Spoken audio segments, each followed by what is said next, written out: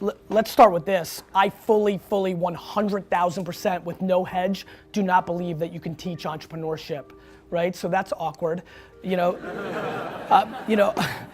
What I mean by that is that, it's crazy for me that word is now considered like cool and good. Like when I was your age, 20 years ago, entrepreneur meant that you were a fucking loser that was figuring it out, right? So watching what's happening to the world right now, where this has become a hot topic, is interesting to me, and like I'm super pumped that people now value that in a different way than they did I grew up a DNF student, right? And the reason I grew up a DNF student was I was unable to sit in a room like this and listen to whoever was sitting up here because all I wanted to do was sell shit, right? And so that's all I've ever known. I've had no other gear. Somewhere around 4th grade when I got an F on a science test, I literally that day was like, yeah, that makes sense to me because I don't give a fuck about Saturn, right?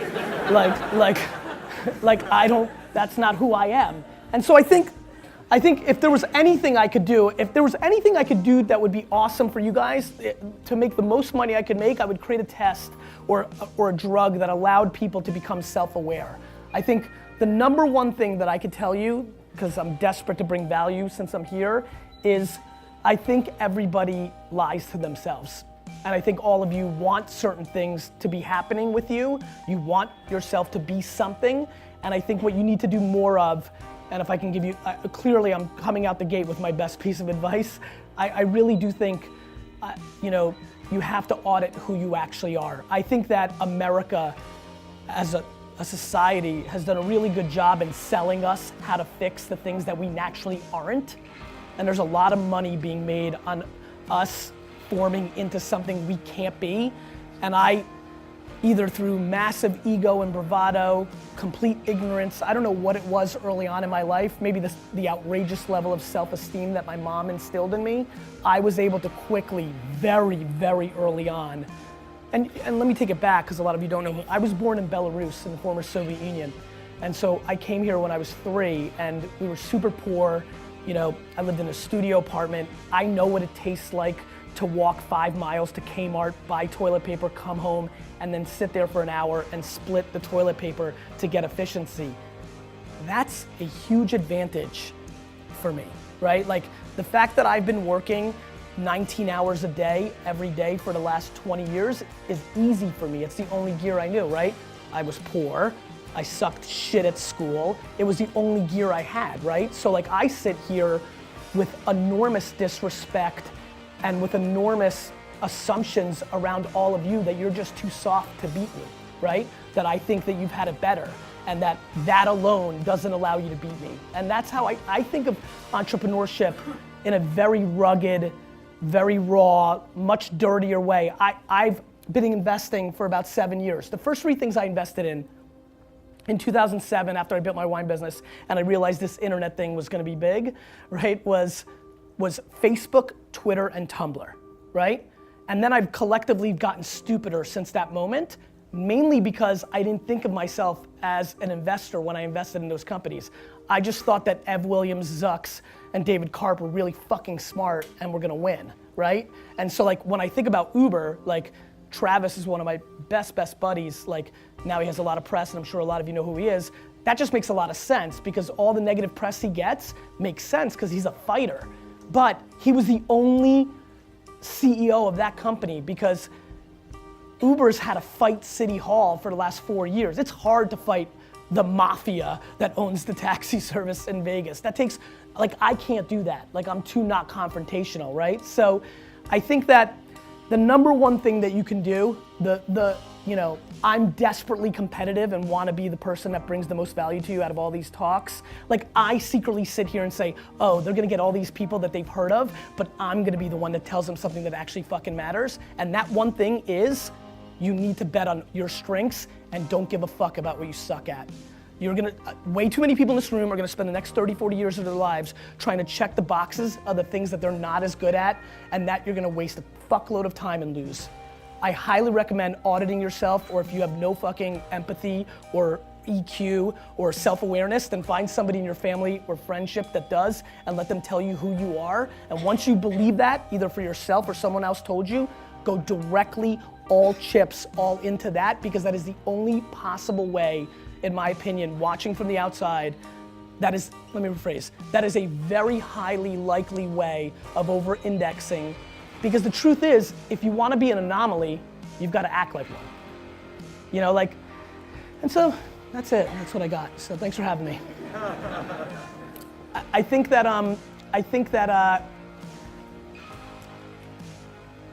it's been really interesting for me for the last 3 years to watch. So tech, when I was investing in it for me, and when I was growing my business in the 90s, and then when I really got into it in 04, 5, 6, 7, you know, people were in it because they were really good at it, or in it, or really passionate. Right now, everybody thinks that if you're 22 and you have an idea, you're entitled to a startup, right? And so the thing that's been really fascinating for me to watch, the dichotomy of structure and understanding how to play the game versus entrepreneurship. So for example, again, being a dick about it, I know I'm sitting in a room full of number 2s, 3s, and 4s, right? There's so many people in this room that are like gonna be, could be dominant number 2, 3s, and 4s, and I'm pissed that the narrative now is that you need to be a number 1 and have your company, because a lot of people are gonna lose or leave money on the table because that's just the narrative, right? And so the difference for me between a 2, 3, and 4 and a 1 is having a stomach.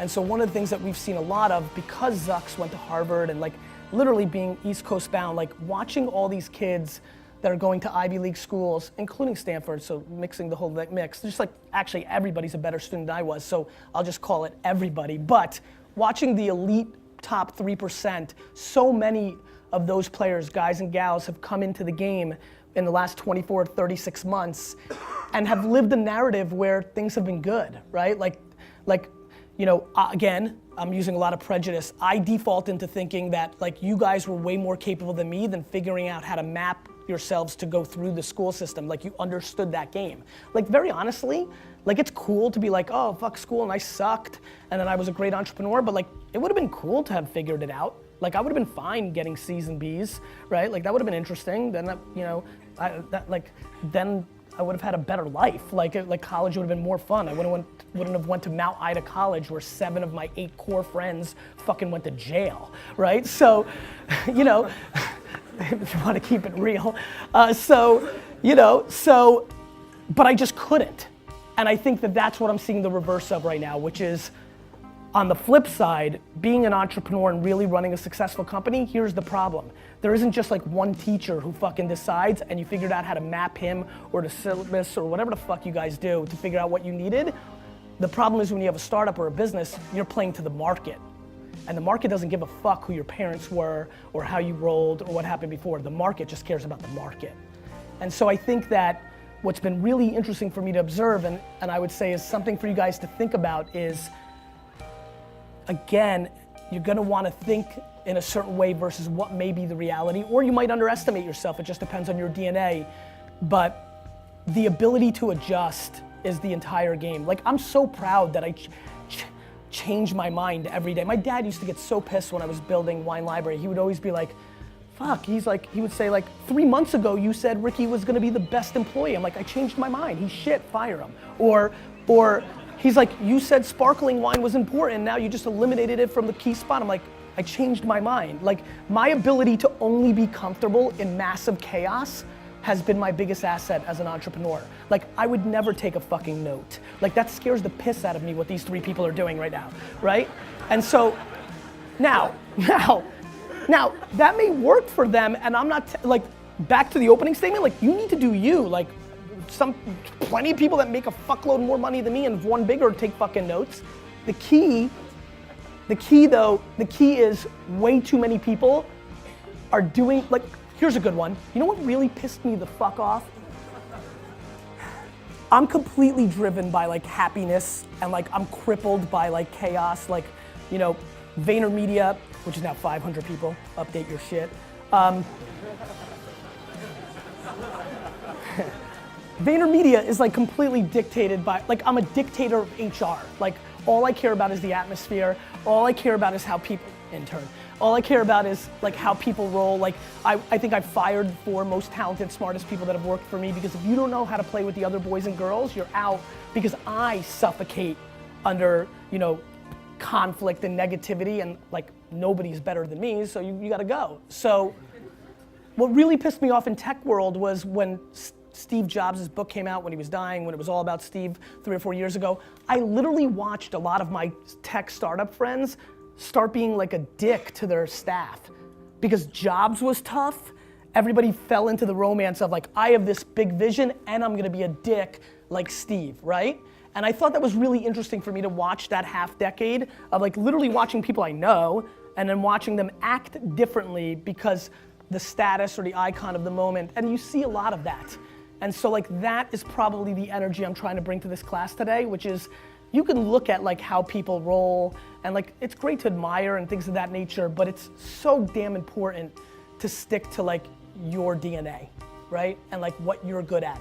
And to recognize that you need to surround yourself, whether it's your co-founder or whether it's the people that work for you. Like all I do is hire the people that are the opposite of me, that bring the other value, that bring me the ability to remember what the fuck that meeting was about and go make sure it happens. You know, like whatever it may be, right? And so I think that's another thing that I would highly recognize. I think the other thing you guys should recognize is how ridiculously lucky you are, but how interesting the supply and demand of your luck is changing. Meaning, it's never been better to be an entrepreneur. Like right now, right this second is the greatest. There's massive disruption. I promise you, because I spend a fuckload of time with everybody in corporate America, the big companies are so fucking slow and stupid, it's almost unbearable, right? So that's great for us if we don't have money and we've got time, right? And so that's great. And the cost of entry is easy. There's so many people that are envious of the lucky things that happened to me investing in like Uber and Birchbox and Twitter and all those things, that now everybody in their 30s to 60s that has any level of money is chasing any kid in a hoodie with an idea and giving them money to invest in their startup because everybody's looking for their exit, right? So on top of the fact that the internet is hitting maturity and every user's on a smartphone and blah, blah, blah, and we're at scale, on top of that, in parallel, there's a fuckload of dumb money chasing it and looking to give it to anybody they can, which is your opportunity. So we need to take advantage of that horse shit. And actually, if you think you're ready, you should literally start your company right now, because I'm sure it's important to finish this class and whatever, but tomorrow the market can collapse and you'll miss this opportunity. Literally right now, on a fucking half-ass idea, right? With like 2 or 3 connections from like your parents or professors or emailing me and I introduce you to somebody, you can literally raise $1 million on your horse shit idea. But we need to I want everybody to understand that. All it takes is something crazy, like a terrorist attack or some fucking bank full of shit breaking, or like tomorrow, that can go away. And so like I think it's super important for everybody to understand that if you're itching, I think you should start tomorrow, because the money's there and you're gonna need the money, because this happens all the time. Like everybody that looked like you in 2008 and 9, they went and got jobs. Everybody that looked like you in 2002 and 3 after the first bubble, they went and got jobs. So if you're a true entrepreneur, if you're sitting here like, no, I'm entrepreneur, I'm not just in the class, you need to seriously concentrate on where we are at this exact moment in the market and recognize how fruitful it is for you, how much of an advantage you have, and you may want to seriously consider and take advantage of it, because it could really go away in a second, and then you've got to wait like, if it collapses tomorrow, if there's a bubble burst, you're gonna have to wait 3 to 5 years to get your shot. When bubbles burst, no fucking kid with an idea gets dick. Got it? That's a good one. I like that one. But that's what happens. So I think that's important. Timing's massively important. And so that's why I'm pushing that agenda.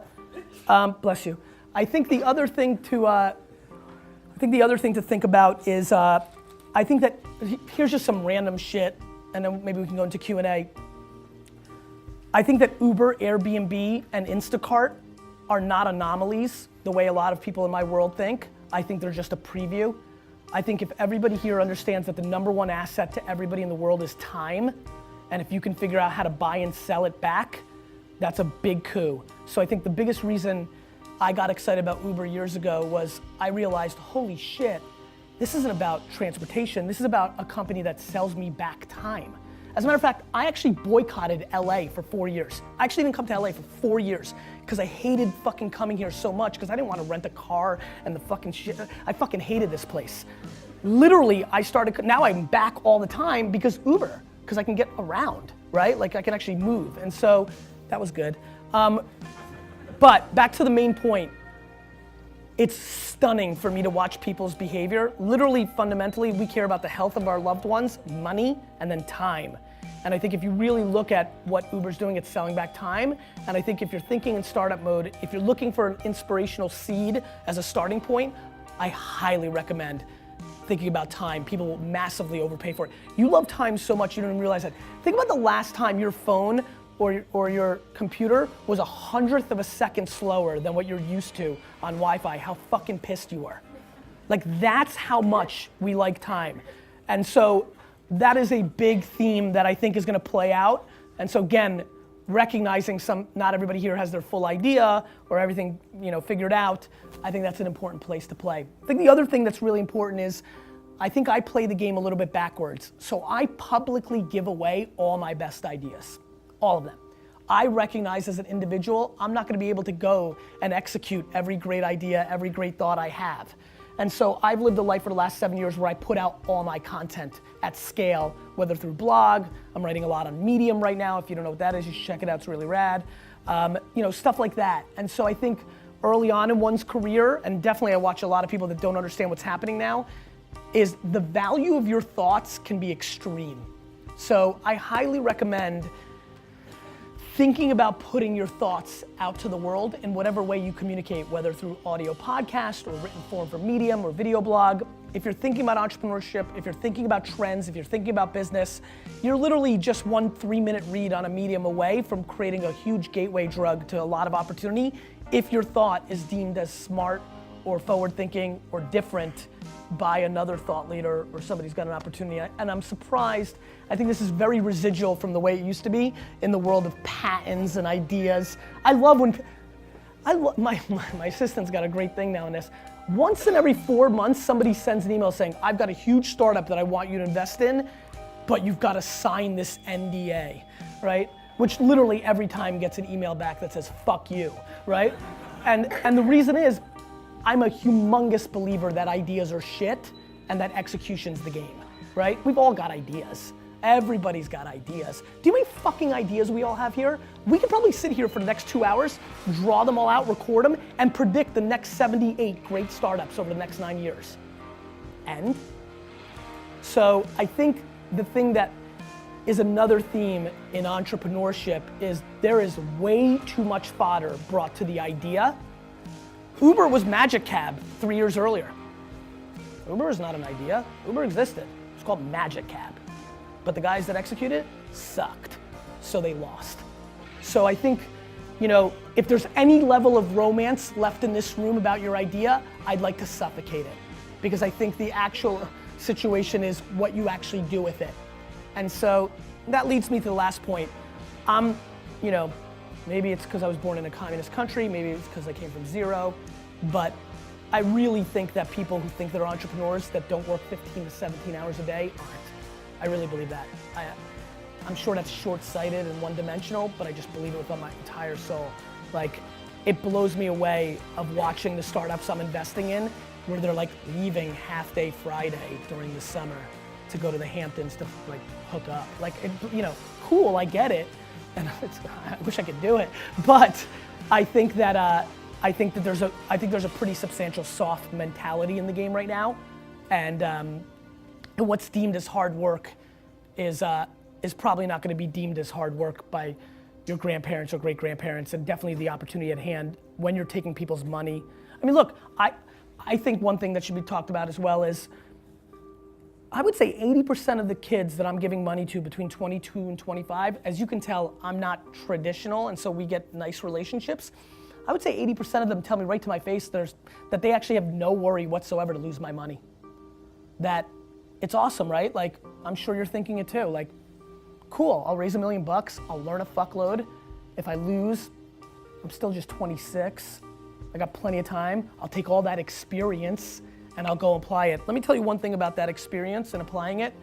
one of the things that's very dangerous, if you think you're gonna be great, I highly recommend that you be very smart about how you go about this, because the thing that most people don't talk about is the fact that that checkbox in the loss column eliminates you from a lot of opportunity the next go around. And so a lot of people right now, they're taking money and just starting shit because it's easy, and who knows, and it's like fucking roll it, right?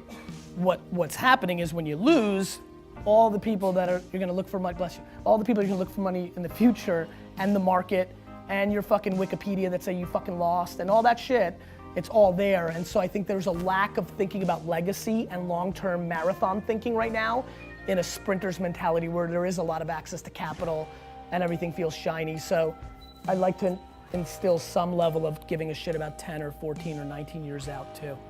There's a big difference between going to like 15 tech conferences, using all your leverage, getting to everybody that sat up here, saying you've got it, getting those checks, versus, you know, borrowing like 30 grand from a rich friend or your parents, or, you know, there's a way to do both, right? And so I would do both. I mean, if you, look, let's play this game, and don't bullshit me, because I might call on you and then expose you. How many people here really, really think they've got their idea and they're ready to go? I really think you should leave, with all my fucking heart. Like, leave right the fuck, like walk out of this room and go do it, right? So, because I really believe that like tomorrow something bad can happen and it's really good for you guys right now. Like, you could really get 200,000. Like, you know this, right? It's crazy the default that we think of how easy it is to get money. You know how hard it was to get money in 1998 when I came out of the game? Like, you couldn't get 50 bucks from somebody, right? Like it's so fucking bonkers because Hollywood dictates thinking. Guys, Zuck's fucking movie fucked with people's heads, and you're taking advantage of that. So I think that what happens is, and listen, this is me being a historian, I wasn't in the game for Web 1.0 bubble. I was in New Jersey building a wine store during Web 1.0 bubble, so I wasn't in those little Cosmo.com, Pet.com game. I was being practical with my $15,000 a year in marketing and building my business. I mean, all those guys and gals did the same thing. They fucking went out, they had the moment that you have right now, they fucking were worth $1 trillion on paper because everything went IPO back then, right? And then like April happened and everybody lost everything and they were all working for like Fox and like fucking the New York Times and like Condé Nast the next fucking day. And so, you know, one more time, who's got it? Who's got it right now? You need to really, really debate it. And like the only dynamic that I would even accept is like, you love your parents so much and they're still so fucking old school that it would hurt their feelings. But other than that, there's literally no other excuse. The things with Tumblr, Twitter, and Facebook, they had all already won.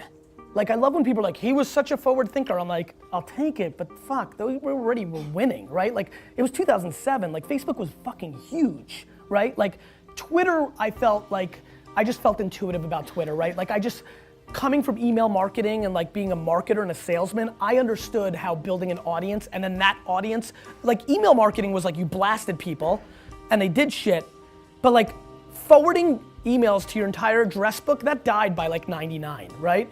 And so when Twitter came, thinking like I was gonna push something out and then people were like, oh, I'll pass that on. I was like, fuck, word of mouth, right? And like, so Twitter as a product spoke to me. It's why I've over-indexed on it. It's been my foundation. That was a little bit different. And then Ev, you know, who I bet on more than Jack, it was more Ev. And my whole theory on that was, well, he built Blogger and sold it to Google. Like, he's already won once, right? And that was kind of a nice thing. It's fun to bet on somebody who's been able to see it through. Tumblr was interesting. Tumblr, so I'm a straight creeper, right? Like, so on the way here today at JFK, I literally like got to my gate, looked around, found like 4 13-year-old girls, literally sat behind them and watched everything they did, right? So by the way, real quick, if you ever hear that I go to jail, just know it was market research. And I did that today, and what did I watch? I watched them spend 99% of their time on Instagram, Yik Yak, and Snapchat, right? And so that's what happened with me in Tumblr in 2007. Like, it was a little different then. It was laptops. Phones are better. You look less creepy. I just started getting a sense that junior high kids were on Tumblr way more than anybody was talking about it. That was a good one for me because I'm New York based. Carp was in New York. Carp is super artist. I'm super businessman. So there was a nice yin and yang. I knew how to, by that point, I knew how to respect that fucking nerd shit and not scare them. And so Yeah, it just worked out, right? Like, I mean, this is how insane 2009 was. I joined Tumblr, and Tumblr on the dashboard put Gary Vee joins Tumblr on everybody's dashboard for a week. It was just a different world.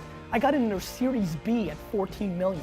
They already had users. Now, like, somebody farts an idea and gets 14 million pre-product. So it was a different market. Birchbox is probably the best one. Birchbox had 60 no's. I wrote the first check. How many people are familiar with Birchbox? Cool, so Birchbox, if you don't know, you should check it out. 2 Harvard HBS girls. They got like 60 no's. I remember sitting in that meeting and investing on the spot, and they were super pumped, and then they told me they got 60 no's, which was probably a smart strategic move. And I remember just leaving that meeting thinking like that was just straight sexism, right? Like that was the only thing I could wrap my head around, like that people just didn't want to invest in the girls. Like I couldn't understand, because the model was phenomenal. It's like, hey, here's our business model.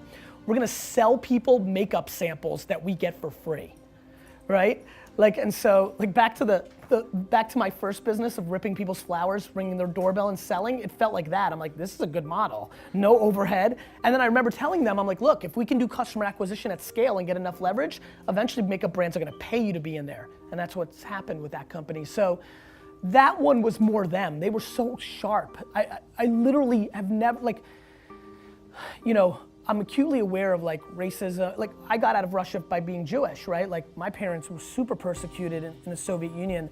And so I've always been hypersensitive to it. But that one was the most extreme case because they crushed and knew what they were doing. And it's great to watch that go out and actually become such a big company. But simple things like Yik Yak, right? I fucked up and didn't see it through, which I'm pissed about. But the only reason I even reached out to them, just to give you an example of like messing up, 9 or 10 months ago, I could have gotten in at a $4 million valuation. They just raised at a $350 million valuation. And the only reason I got to that gateway is that every morning when I wake up and go take a crap, the first thing I do on my phone is look at the iTunes top 150 free apps, and Yik Yak just started showing up. 150, 137, 123, 123. What the fuck is this, right? And Secret and Whisper were getting all the Silicon Valley attention, yet they weren't even showing up on that, and you just knew normal kids were doing it. So same thing happened with Snapchat. I remember creeping on 13-year-old girls for a couple months and being like, what the fuck is that yellow thing on their phone? Like it's always showing up. That was good because it was yellow. It was easy to like see fast and not get like beat up by their dad. And so I spend all of my time looking at behavior. Like at the end of the day, all I do is reverse engineer behavior. And that's what I figured out I was good at, right? Like I was good at, because I was such a great salesman, I was able to reverse engineer as I got more mature and older. I'm like, I'm a great salesman because I actually am really paying attention to what you're doing. Like when I took over my dad's liquor store, I made a lot of money as a teenager selling baseball cards. All I used to do is stand behind a baseball card table and just people in malls would walk by and look at your case, and I would just literally watch their eyes and be like, what are they responding to? So like UI, UX, like my designer friends are always freaked out of how good I am at it because they think I'm a business guy, I shouldn't be good at that, but that's all I've ever done my whole life at scale. I feel like I'm doing it right now. I'm like watching what's happening here. And so I use my EQ to like do my thing, and that's why I'm such a big fan of betting on strengths. I think that's the unknown thing about Zucks. I mean, Zucks gets portrayed definitely in the movie and just in general, like he's got crazy EQ. He like really understands people. Like, I think he's a really smart entrepreneur. If you go look at my first book, it's called Crush It. In there, I thank my entire family and one random human being, Travis Kalanick, CEO and co-founder of Uber. And I passed on the angel round of Uber. I literally left $700 million on the table by not investing in my buddy after I just told you bet on people and this and that. It happens, right? So I have plenty of things to regret, right? I regret the fact that and look, don't cry for me. I'm gonna make $200 million because I gotta get in the next round. But I regret that when I was doing open cart optimization on winelibrary.com in 1997, that I wasn't smart enough to realize that if I turned that into a product and sold it to Amazon for $500 million, I would have made a fuckload more money than selling 18 more bottles of Pinot Noir, right? So, but very honestly, you've got me pegged. I'm basically not capable of really regretting it. I'm trying to answer your question and not be a douchebag about it, but regretting feels to me like the opposite of entrepreneurship, right? Like I just think it means looking back, and I think speed is the #1 variable that most people in this room will struggle with. That is the variable difference that's what Travis and Zucks moved so when Mark bought Instagram for $1 billion, a couple months earlier I did some Fox program and I said that I was like, it was December, and they're like, hey, make some predictions for 2013. I was like, Facebook's gonna buy Instagram, right? Cool, whatever. 4 months later it happens. And CNN asks me to come on because the video went a little viral in the tech community.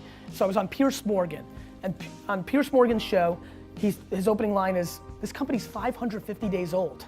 How the hell is it worth $1 billion? And my opening line is, they stole it. I get out of the studio, I'm hardcore Twitter, so I go on it, and literally there are thousands of tweets of people calling me a fucking idiot. So literally that night, from like 10 o'clock at night to 4 in the morning, I favorited every single one of those tweets by hand, all of them. I think this is a good story because this is what an entrepreneur I think does. I favorited them all, and then I guess last year this time, right? Facebook bought WhatsApp for $18 billion, and every article like the next day after the news came out is like, oh wait a minute, they fucking stole Instagram. And no joke, for a week, my wife and I went to Turks and Caicos for a weekend, right? Luckily she just likes to read and I can't bother her, and I laid on a beach for 19 hours a day, 2 days in a row, and replied to every single person that called me an idiot and said, what now, bitch?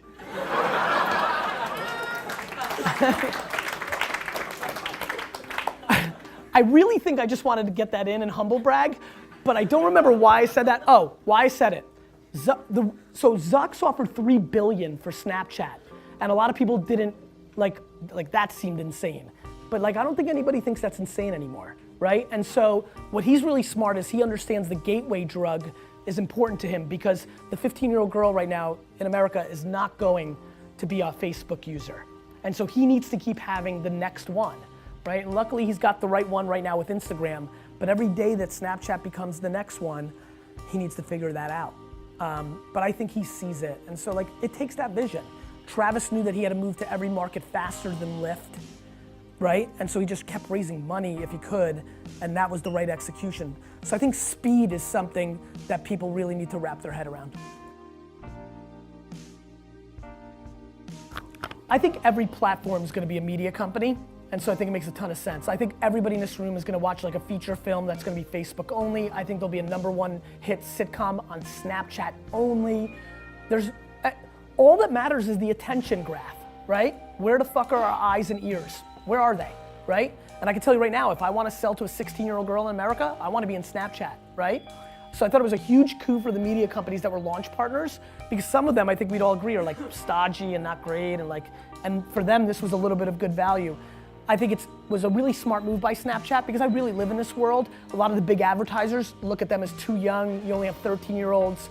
So this kind of like grew them up. I think Emily White is a really interesting executive for a lot of people in this room.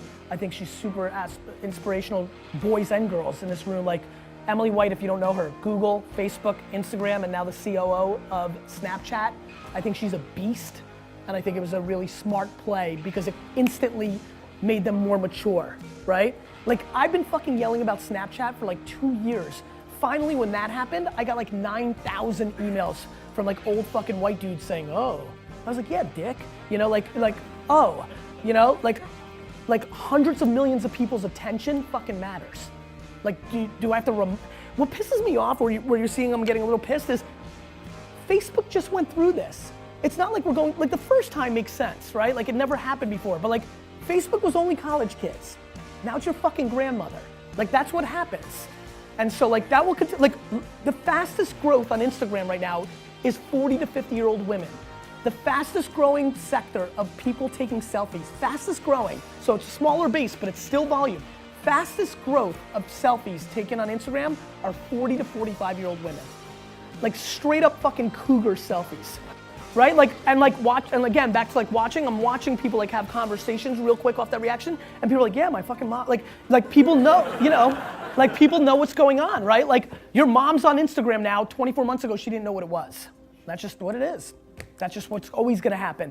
Because what's happening is we're living through the ageification, like the downward ageification of society. The number one thing I love right now is that the average 42-year-old American woman, in her behavior, the clothes she buys, what she does, how she hangs out with her friends, is acting like the average 29-year-old woman only 10 years ago.